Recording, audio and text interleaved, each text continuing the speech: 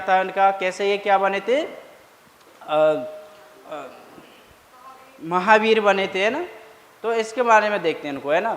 जैसे हम बात करते हैं स्टार्ट में बौद्ध धर्म की बात करते हैं, बौद्ध धर्म में सिद्धार्थ से लेकर बौद्ध तक की कहानी हमने पढ़ी थी, वो अच्छे से आई थिंक सभी को समझ में आ गया होगा, है ना। कैसे बने थे, कोई बता पाएगा?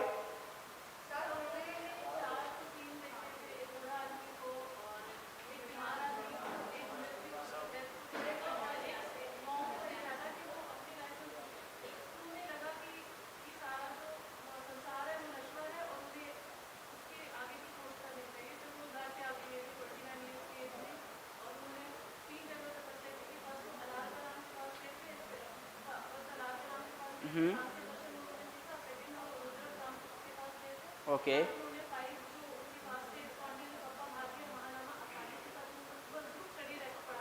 बिल्कुल।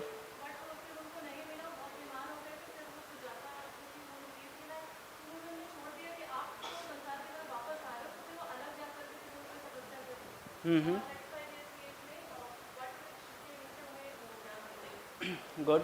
यानी कि जहाँ तक हमने जो पूरी स्टोरी पढ़ी थी, उनका जो हृदय परिवर्तन हुआ था, ओनली 4th ऐसी फिनोमिना हुई थी, ऐसी घटना हुई थी जिन्होंने क्या कर दिया, उनका पूरी तरीके से हृदय परिवर्तन कर दिया। 4 घटना में अच्छा बताया था उन्होंने, सभी को आई थिंक याद होगी, पहले से भी जानते हैं हम लोग को। पहला तो वृद्ध व्यक्ति मिलते हैं, दूसरे कौन मिलते हैं, बीमार मिलते हैं, तीसरा सबको ले जाते हुए मिलते हैं, चौथे कौन मिलते हैं, सन्यासी। जिनमें से उनको सबसे जो सुखी व्यक्ति मिलते हैं वो कौन है, सन्यासी मिलते हैं ना। तो इस प्रकार से उन्होंने देखा, समझा कि भाई इस संसार में दुख है, दुख का कारण भी है। अब वो दुख के कारण को निदान करने के लिए क्या है, घर से निकल जाते हैं। भाई दुख तो है, पता चल गया उनके लिए, दुख का कारण भी है। अब दुख के जैसे कि प्रॉब्लम है, लेकिन प्रॉब्लम का सॉल्यूशन भी होता है ना। तो इस दुख के निदान के लिए वो क्या करते हैं, अपना गृह त्याग कर देते हैं। 29 वर्ष की उम्र में उन्हें 35 वर्ष की उम्र में क्या हो जाती है, ज्ञान की प्राप्ति हो जाती है निरंजना नदी के किनारे। यही पढ़ते हैं ना भाई, ठीक है। अब हम बात करते हैं आज जैन धर्म की। और ये भी बताया मैंने, जो दोनों धर्म है वो एक साथ में क्या होते हैं, उदय होते हैं 6 BC में, है ना। जब 6 BC की बात की जाती है, 6वीं शताब्दी की बात करते हैं हम, उस समय मगध की बात की जाती है। उसमें सबसे जो वर्चस्व देखा जाता है, सबसे विस्तार था उस समय, कौन था, मगध। पढ़ते हैं ना हम 16 महाजनपद के बारे में पढ़ते हैं, है ना। तो उस समय जो सबसे ज़्यादा विस्तार था वो किसका था, मगध महाजनपद की बात की जाती है ना। तो उस समय की बात की जाती है। चलिए स्टार्ट करते हैं। हम बात करते हैं सबसे पहले इनके जीवन परिचय की बात करते हैं। जीवन परिचय में कि भाई इनका जन्म कहाँ हुआ, कैसे हुआ है, इनके पिता कौन थे, माता कौन थी, बहन कौन थी, भाई कौन था, किस फैमिली से बिलोंग करते थे, क्या वे स्टार्ट से ही ऐसे ही थे शुरुआत से, है ना। तो इनके बारे में देखेंगे हम सबसे पहले। तो सबसे पहले हम क्या देखते हैं, इनके थोड़ा सा मुझे देखा मैंने, अलग अलग बुक में अलग अलग मिलता है इसमें जन्म को लेकर, है ना। कई जगह तो 599 ईस्वी मिलता है और कई जगह 540 ईस्वी मिलता है। बट आप थोड़ा सा एग्जाम में ध्यान रखेंगे इस चीज़ का कि दोनों में से अगर किसी, दोनों नहीं आएंगे आपके एग्जाम में, किसी एक को पूछता है तो या तो 540 ईस्वी पूछेगा या फिर 599 ईस्वी पूछेगा, है ना।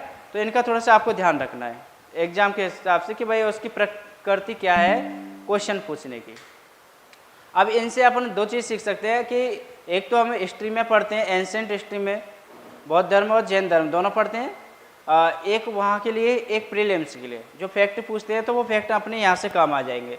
तो प्रीलिम्स के लिए भी काम आ जाएगा, अपना हिस्ट्री में भी अगर क्वेश्चन पूछता है वहाँ भी कवर कर सकते हैं। प्लस अपन जो फिलोसफी पढ़ रहे हैं तो उसमें भी अपन इसको क्या कर सकते हैं, ऐड कर सकते हैं।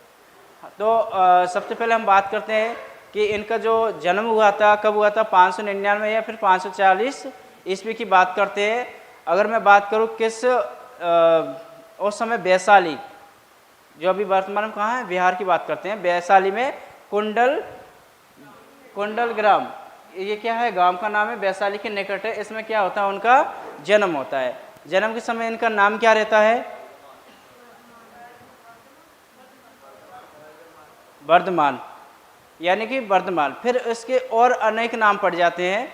अनेक नामों से क्या नाम से जानते हैं इनको, महावीर स्वामी। मैं बताऊंगा इनके पीछे अर्थ कि भाई इनका नाम ऐसा क्यों पड़ा था। महावीर स्वामी, अतिवीर भी कहलाए, ये वैशाली भी कहलाए। और जो भगवान गौतम बुद्ध ने, उन्होंने क्या कहा है इनको, उन्होंने कहा था निकटानाथ पुत्र।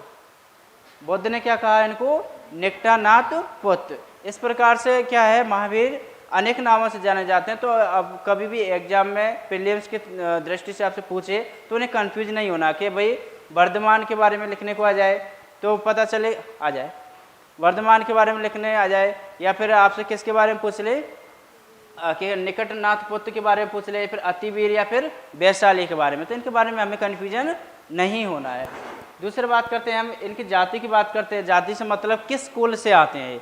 अभी जो वर्तमान की बात करते हैं उस प्रकार की जाति की बात नहीं कर रहे हैं हम, यहाँ पर सिर्फ किसकी बात कर रहे हैं, कुल की बात करते हैं। तो कौन से कुल से हैं, ज्ञात्रक बोले तो क्षत्रिय कुल से है। वंश इक्वाकु वंश, प्रतीक क्या है इनका, सिंह, राशि, कश्यप। ये सारे फैक्चुअल है ना।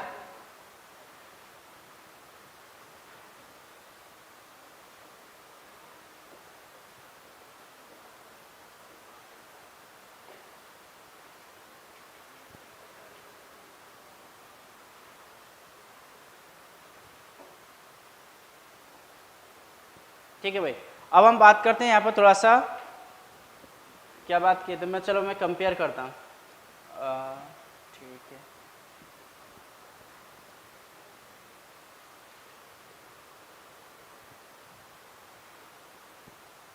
है। अब बात करते हैं हम इनके पिताजी की। तो पिताजी है वो कौन थे, क्या नाम था पिताजी का, क्या नाम था, सिद्धार्थ। अब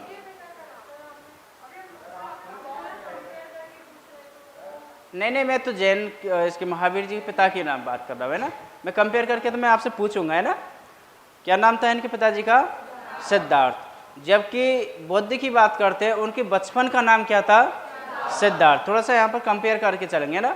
जिस प्रकार से उनकी बात करते हैं यशोदा, यशोदा कौन थी उनकी, बुद्ध की कौन थी, सिद्धार्थ की वाइफ थी। लेकिन यहाँ पर महावीर की बात की जाती है तो यशोदा कौन थी, यहाँ पर जो जैन धर्म की बात की जाएगी यहाँ पर यशोदा है, वहाँ पर क्या है, यशोदा। मतलब थोड़ा सा यशोधरा, मतलब थोड़ा सा इसमें सिमिलर है, इसलिए बात कर रहा हूँ मैं यहाँ पर, है ना। तो यहाँ पर हम बात कर रहे हैं कि इनके पिताजी थे वो कौन थे, सिद्धार्थ थे। इनको श्रेयांश नाम से भी जाना जाता है। और ये है ना वैशाली गणराज्य। अब वैशाली जो गणराज्य की मैं बात करूंगा ये किस में आता था, उस समय एक बज्जी महाजनपद हुआ करता था।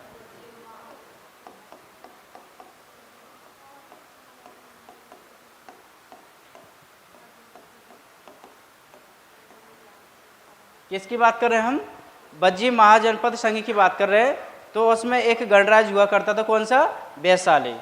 ठीक है भाई। अब हम बात करते हैं कि उनका जन्म हुआ था, तो जन्म के समय भी उनके पिताजी क्या हो जाते हैं, काफ़ी खुश हो जाते हैं। ठीक है।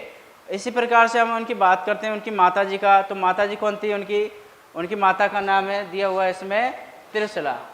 क्या नाम है भाई, त्रिशला, जो लिच्छवी वंश की क्या थी, एक राजकुमारी थी। अब लिच्छवी वंश से राजकुमारी थी और इनकी जो माता का नाम क्या था, उनका जो वंश की राजकुमारी थी उनका नाम था त्रिशला। ठीक है भाई। अब ये त्रिशला थी कौन, जैसे कि आप जानते होंगे, आपने सुना होगा नाम इनका चेटक। चेटक एक राजा थे, तो इनकी बहन थी और चेलना उनकी कौन थी, पुत्री थी। चेटक, थोड़ा सा ये समझना, चेटक क्या थे, एक जो वैशाली राज्य की गणराज्य की बात कर रहे हैं हम, इक्ष्वाकु वंश की जो बात कर रहा हूँ मैं, उसमें चेटक राजा थे। तो उसकी जो बहन थी वो कौन थी, त्रिशला थी। ठीक है। जो त्रिशला थी तो वो उनकी कौन बनती है, माता बनती है। कौन की, महावीर की। ठीक है भाई।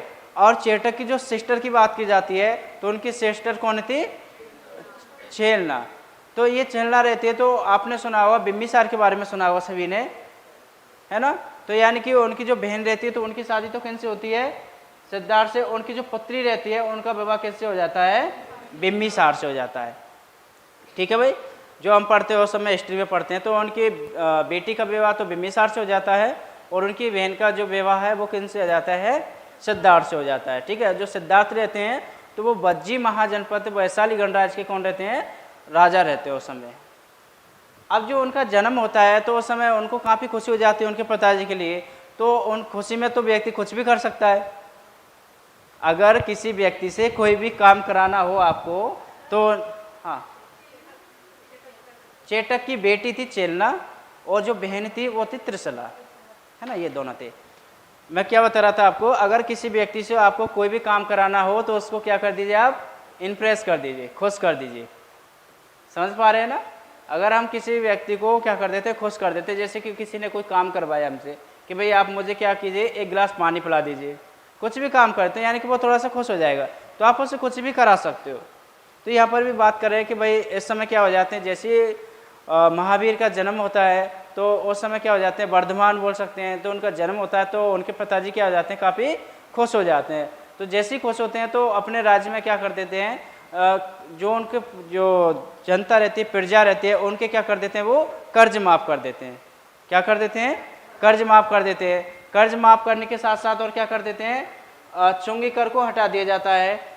चुंगी कर मतलब समझ रहे हैं ना?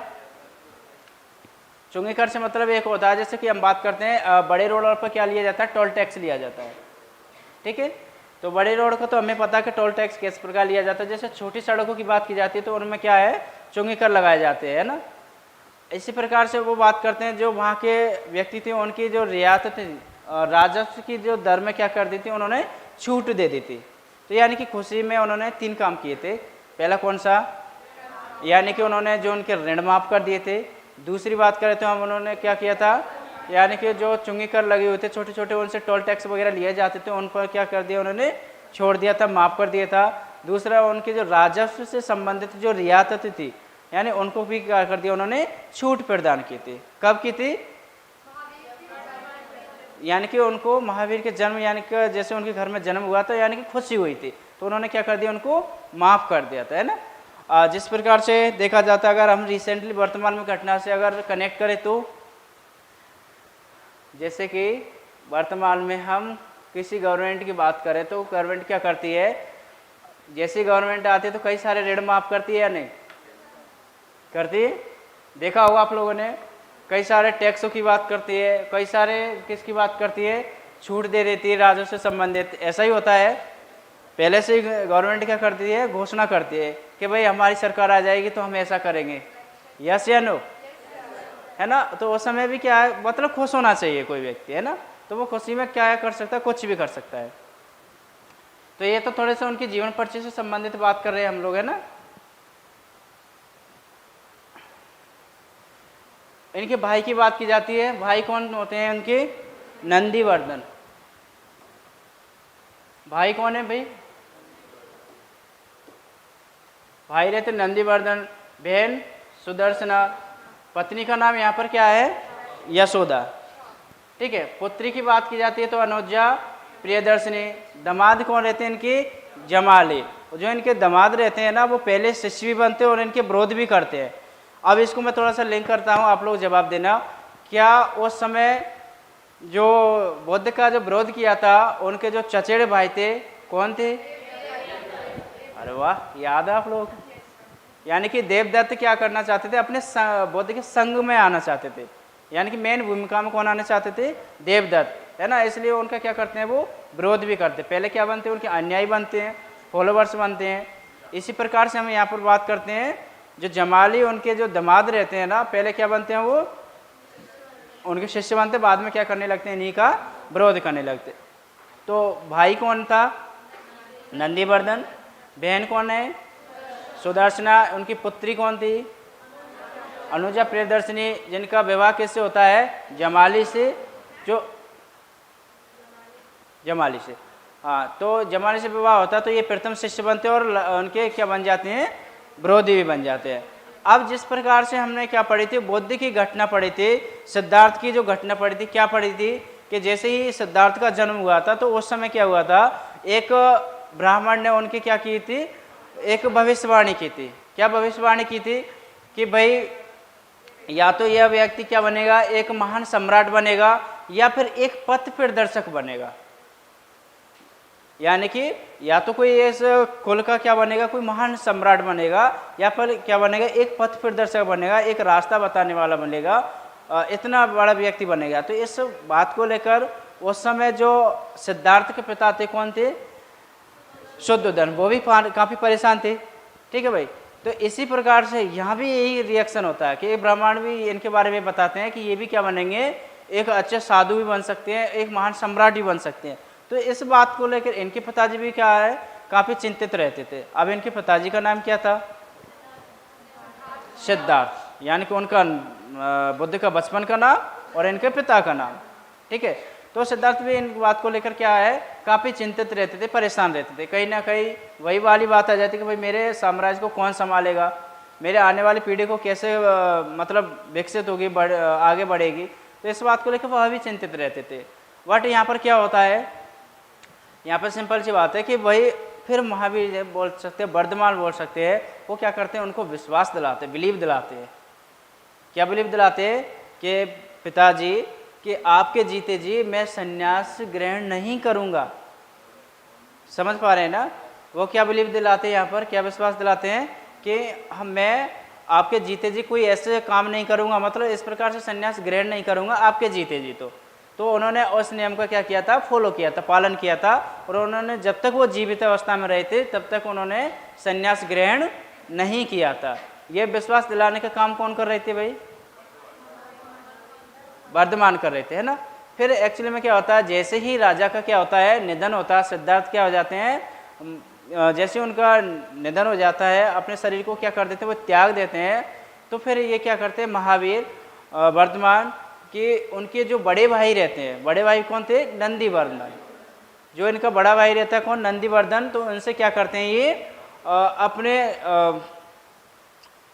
पूछते हैं, उनसे आशीर्वाद लेते हैं कि भैया मुझे क्या है, संन्यास ग्रहण करने देते। तो यानी कि वो क्या करते हैं, उनसे आशीर्वाद लेकर अपना क्या कर देते हैं, गृह त्याग कर देते हैं। आ जाएं, क्या कर देते हैं महावीर यहाँ पर, गृह त्याग कर देते हैं। अब जो ये गृह त्याग करते हैं ना, कितनी उम्र में करते हैं ये गृह त्याग?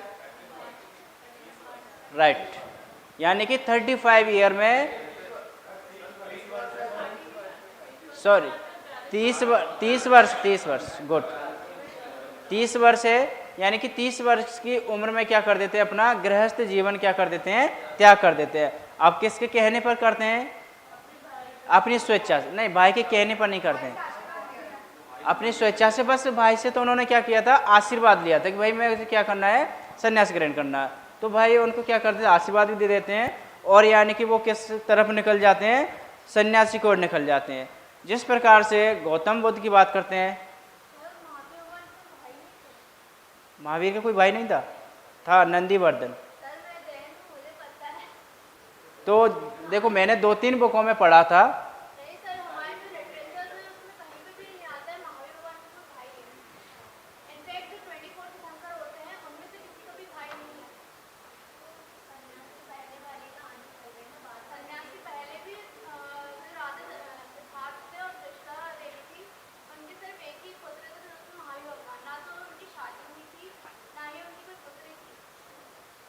तो भाई जहाँ तक मैंने पढ़ा है अधिकतर बुकों में, मेरे अलावा आप लोगों ने भी पढ़ा होगा, है ना।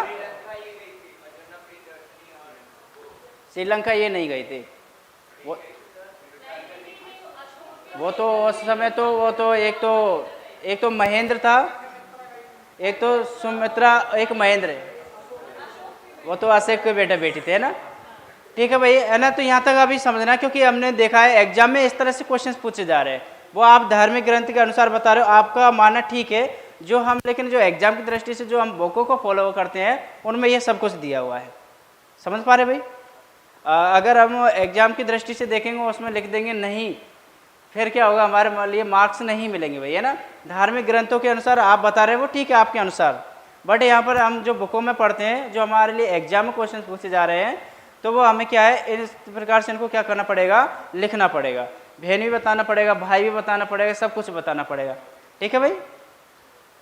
तो हम क्या बात करते हैं यहाँ पर कि वो क्या करते हैं, 30 वर्ष की उम्र में कहाँ करते हैं, घर से गृह त्याग करते हैं। गृह त्याग करने के बाद में उनको 12 वर्ष तपस्या करने के बाद, कितने वर्ष तपस्या करते हैं वो, 12 वर्ष तपस्या करने के बाद 42 वर्ष की उम्र में क्या होता है, उन्हें ज्ञान की प्राप्ति होती है।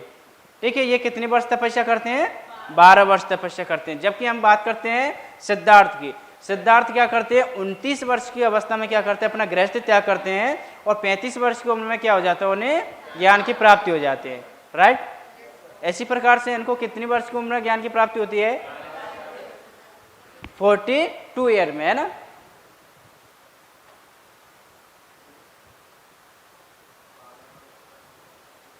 अब देख लेते थोड़ा सा, जो मैंने बताया तो वही दिया हुआ है स्लाइड में कि ज्ञान की प्राप्ति से संबंधित रिलेटेड क्या दिया हुआ है, क्या उम्र की बात करें कब उनको हुआ था, 42 ईयर की बात करते हैं ना भाई।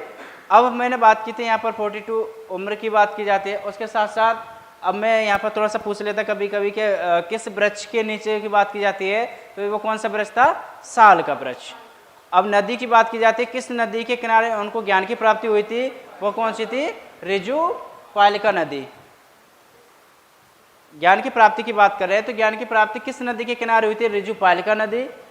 कितनी उम्र में हुई थी, 42 वर्ष की उम्र में। किस वृक्ष के नीचे हुई थी, साल वृक्ष के नीचे। अब मैं आपसे क्वेश्चन पूछता हूँ, बौद्ध धर्म पर चलते हैं थोड़ा सा। आप बताएंगे मुझे कि बौद्ध धर्म में सिद्धार्थ को जो ज्ञान की प्राप्ति हुई थी वो कितनी उम्र में हुई थी, 35 की उम्र में, यानी कि 29 वर्ष की अवस्था में उन्होंने क्या किया था, गृह त्याग किया था। 30 वर्ष की उम्र में उन्होंने क्या किया था, गृह त्याग किया था किन्होंने, महावीर ने। उनको 35 वर्ष की उम्र में हो गया था, यानी 6 वर्ष बाद। इनको 12 वर्ष बाद किया हुआ था ज्ञान की प्राप्ति। अब उनकी बात की जाती है सिद्धार्थ की, तो सिद्धार्थ को बोधि वृक्ष बोले तो पीपल के वृक्ष के नीचे क्या हुए थे, ज्ञान की प्राप्ति हुई थी। इसी प्रकार से यहाँ पर बात करें हम जैन धर्म में, तो यानी कि महावीर को किस वृक्ष के नीचे की बात करते हैं, साल वृक्ष के नीचे की। वहाँ पर हम बात करते हैं कि सिद्धार्थ को जो ज्ञान की प्राप्ति हुई थी वो किस वृक्ष के नीचे हुई थी, वो सॉरी किस नदी की बात करते हैं, निरंजना नदी। किस नदी की बात करें हम, निरंजना नदी के किनारे उनको ज्ञान की प्राप्ति हुई थी। इसी प्रकार से हम बात करें महावीर को, उनको ज्ञान की प्राप्ति हुई थी, वो किस नदी किनारे हुई थी, ऋजु पालिका नदी के किनारे। दोनों का कंपेयर कर लिया हमने, उनका भी याद रह जाएगा और हमें इनका भी याद रह जाएगा।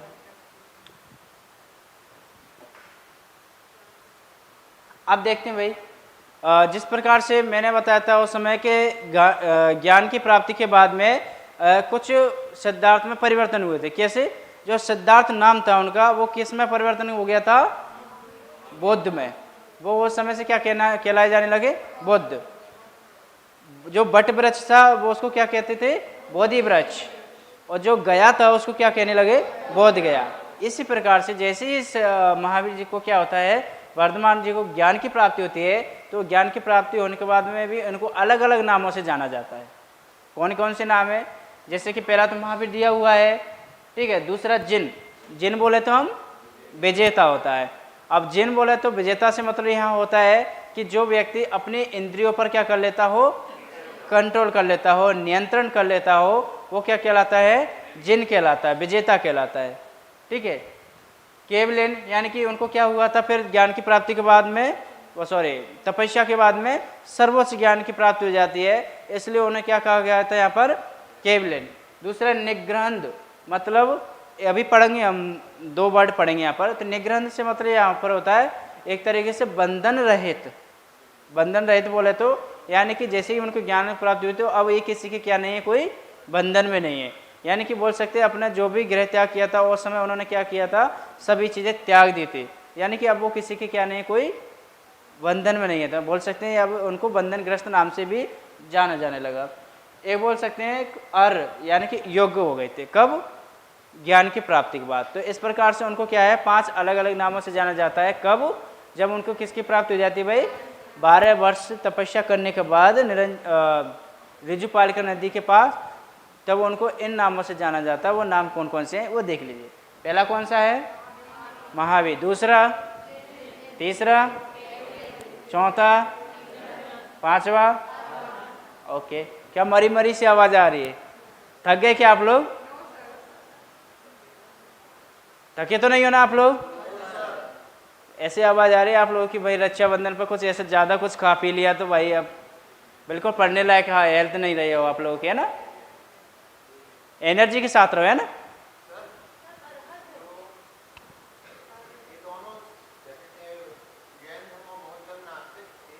बिल्कुल।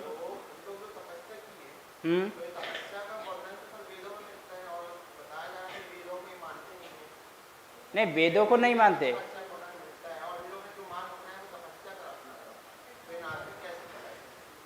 देखो तपस्या से मतलब वेदों से मतलब यहाँ पर ये इनका मानना कि इन्होंने ईश्वर को फॉलो नहीं किया था।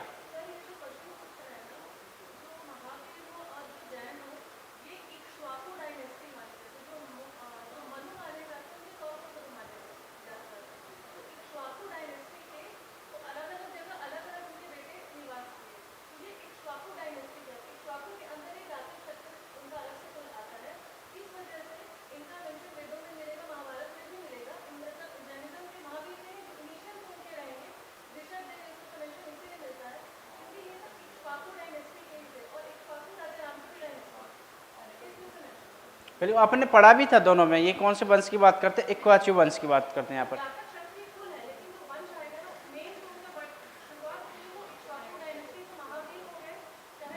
बौद्ध, हाँ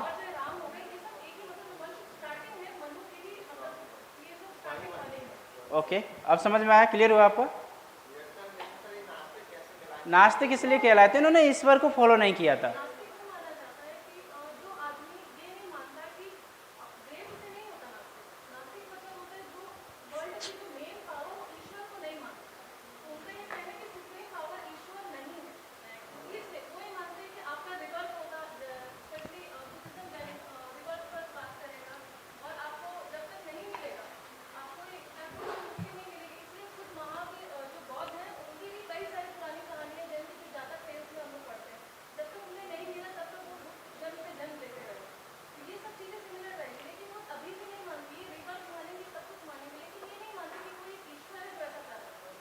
बिल्कुल, इसमें एक पॉइंट में यही बताना आप लोगों को, तो अगर जब नास्तिक की बात की जाती है तो उन्होंने अच्छा बताया था कि भाई जो मेन बात की जाती है उस समय किसको फॉलो करते हैं? सभी ईश्वर की बात करते हैं ना। जो अभी अपन पढ़ेंगे इन तीनों के अलावा सभी किसकी बात करेंगे? ईश्वर की बात करेंगे। ईश्वर है, आत्मा है ना। लेकिन ये क्या करते हैं? ईश्वर का बिल्कुल विरोध करते हैं कि ईश्वर है ही नहीं। ठीक है, इस प्रकार से इनको क्या रखा गया था? नास्तिक की श्रेणी में रखा था इन तीनों को, चारवाक, जैन और बौद्ध। ठीक है, अब हम बात कर रहे थे यहाँ पर थोड़ा सा और है इसमें कि इन नामों से जाना जाता है। अब प्रथम उपदेश की बात करते हैं हम। इन्होंने प्रथम उपदेश दिया था। उपदेश से मतलब तो सभी समझते हैं ना, है ना। तो प्रथम उपदेश की इनकी बात की जाती है तो राजगृह के समीप विपुलांचल पर्वत बराकर नदी के किनारे। किसकी बात करें? पहाड़ी की बात करें तो विपुलांचल पहाड़ी, और नदी की बात करें तो बराकर नदी के किनारे। और जिसमें सबसे पहले बात की जाती है बिम्बिसार, चेलना। चेलना कौन थी? अभी जस्ट मैंने बताया था आपको, बिम्बिसार की। बिम्बिसार की तो वाइफ थी, पत्नी थी। और चेटक की कौन थी? ये बेटी थी। ठीक है भाई। और जो इनकी सिस्टर थी त्रिशला, वो कौन की पत्नी थी? सिद्धार्थ की, है ना। और अजातशत्रु, इनको क्या देते हैं? पहले उपदेश देते हैं। कहाँ देते हैं? विपुलांचल पर्वत पर एक नदी बराकर नदी, उनके यहाँ पर क्या देते हैं? सबसे पहले उपदेश देते हैं। अब याद करो, मैंने बौद्ध धर्म में बताया था आपको लिए, सिद्धार्थ सबसे पहले उपदेश कहाँ देते हैं? सारनाथ में देते हैं। और किसको देते हैं? यानी कि 5 उनके जो साथी थे ना, सबसे पहले उन्हीं को क्या देते हैं? ये उपदेश देते हैं। ठीक है भाई। अब जो प्रथम उपदेश की बात की जाती है, प्रथम उपदेश उस समय में बात कर रहा हूँ कि प्रथम उपदेश उन्होंने किस भाषा में दिया था? बौद्ध धर्म की बात करें तो उन्होंने दिया था पाली भाषा में। ठीक है। जैन धर्म की बात की जाती है, इन्होंने किस भाषा में दिया था? प्राकृत भाषा में।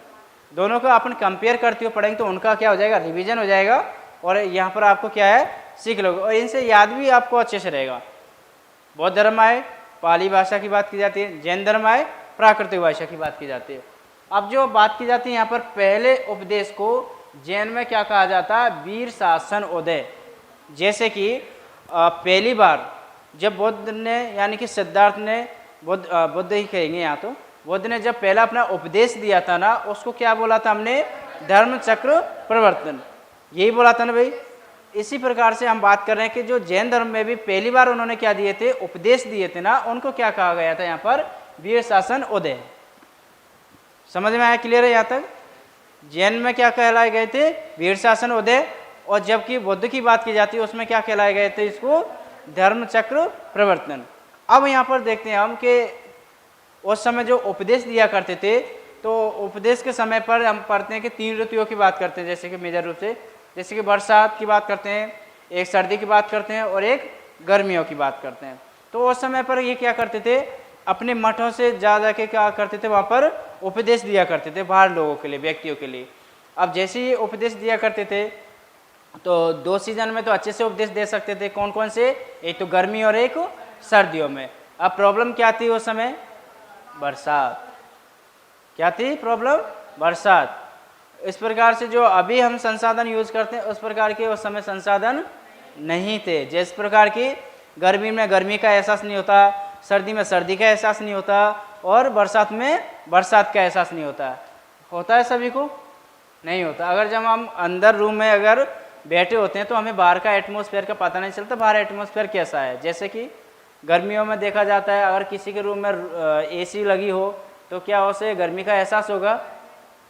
नहीं होगा, बिल्कुल भी नहीं होगा, है ना।